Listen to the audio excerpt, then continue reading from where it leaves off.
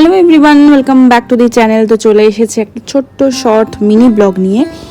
তো আজকে মেনলি আমি গণেশ চতুর্থীর জন্য যে ডেকোরেশন করেছি সেইটাই একটা ছোট্ট ভিডিও করে তোমাদের সঙ্গে শেয়ার করছি। কারণ এটা যদি আমি গণেশ পূজার সঙ্গে শেয়ার করি আর কি, তাহলে গণেশ পূজার সেলিব্রেশনটা সেটা অনেকটা বড় হয়ে যাবে, তোমাদেরও দেখতে বোরিং লাগবে। তো এখানে ওই জন্যই আমি একটু আলাদা করে করছি। এখানে প্রথমে তোমরা তো দেখেইছো আমার যে খাওয়ার টেবিলটা রয়েছে সেটা সরিয়ে নিয়ে এসেছি, সেটাকে ভালো করে টুচে নিয়েছি। আর এটার উপরেই একটা সাদা চাদর আমি পেতেছি। প্রত্যেক বছর এটাই আমি পাতি, এক কালারের একটা সাদা চাদর মানে পাচ্ছি আর কি। তারপরে শুরু হবে মেন ডেকোরেশন, মানে প্যান্ডেল করাটা। গত বছরই আমরা এরকম পাইপ কিনে নিয়ে এসেছিলাম, মানে এই প্যান্ডেল করার জন্য, মেনলি ফ্রেমটা অ্যাকচুয়ালি করার জন্য। এরকম জয়েন্ট করার ব্যবস্থা রয়েছে। তো এটাকে এরকম করে পিছনে দিয়ে টিভিটাকে একটুখানি সাবধানে করতে হবে, কারণ যেহেতু পিছনে টিভিটা রয়েছে। তো সব কিছু আমার পক্ষে একা করা সম্ভব না, তো ও আমাকে হেল্প করছে, বিশেষ করে এই এটা আর কি, মানে পাইপগুলো সেটিংসের সময়টা। আর ঘড়িটা খুবই ডিস্টার্ব করছিল, কারণ ওর যে মেন ডায়ালটা আর কি, সেটা ওই যে বারবার করে ওটা খুলে আসছিল, তো ওটাকে আমরা খুলে দিয়েছি। এখানে আমি একটা শাড়ি নিয়েছি, লালের উপরে মেন থিমটা আমি লাল রাখবো ভেবেছিলাম। তো সেরকমই একটা শাড়ি নিয়েছি, জামদানি শাড়ি, সেটা দিয়ে পেছনে একটা ব্যাকড্রপ একটা সেট করার চেষ্টা করছি। আর এরপরে ওড়না দিয়ে ফুল দিয়ে এবারে ফুল একটা নতুন সেট কিনেছি আমি। তো চলো দেখো আর এনজয় করো। ছেলেকে ঘুম পাড়িয়ে নিয়েছি অবভিয়াসলি, কারণ ছেলে জেগে থাকলে এইসব কাজ আমার হবে না। এই জন্য ছেলেকে ঘুম পাড়িয়ে নিয়ে তারপরে কাজগুলো শুরু করেছি। আর কারণ ও ডিস্টার্ব করলে সত্যি আর কোনো কাজ হয় না, বাচ্চা ডিস্টার্ব করবে, কিছু করার নেই।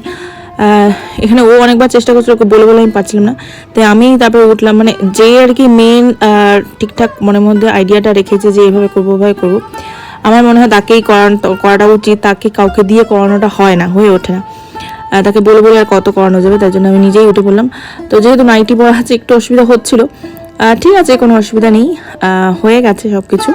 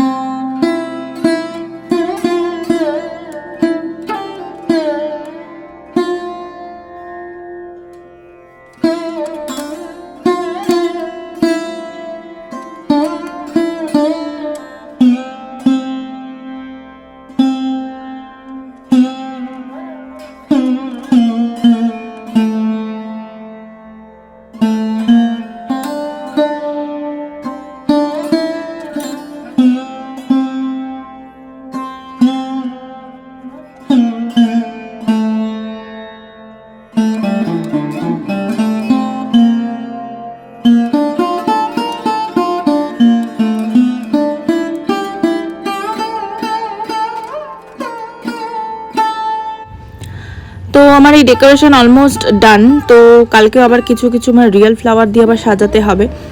তোমাদের কেমন লাগছে বা লাগলো সেটা অবশ্যই কমেন্টে আমাকে জানালে ভালো লাগবে, কারণ তাহলে আমিও যেখানে ভুল হচ্ছে ধরো সেগুলো রেকটিফাই করতে পারবো।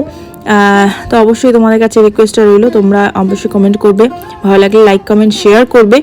আর শেয়ার করো যাতে আরও সবার মধ্যে ছড়িয়ে পড়তে পারি, আমার কাজগুলো সবাই জানতে যেতে পারে। তো চলো আজকের মতন এইটুকুই রাখছি। সবাই ভালো থেকো, সুস্থ থেকো, সাবধানে থেকো। সবই উৎসব চলবে কম বেশি মানে আনন্দের সাথে, কিন্তু তার সাথে সাথে ভুললে চলবে না আমাদের আরজি করে কাণ্ডটার। আর আমাদের বিচার আমাদের চাই, খুব তাড়াতাড়ি যেন আমরা বিচার পাই, সেটারই প্রার্থনা করব ঈশ্বরের কাছে। তো চলো, টাটা অ্যান্ড গুড নাইট।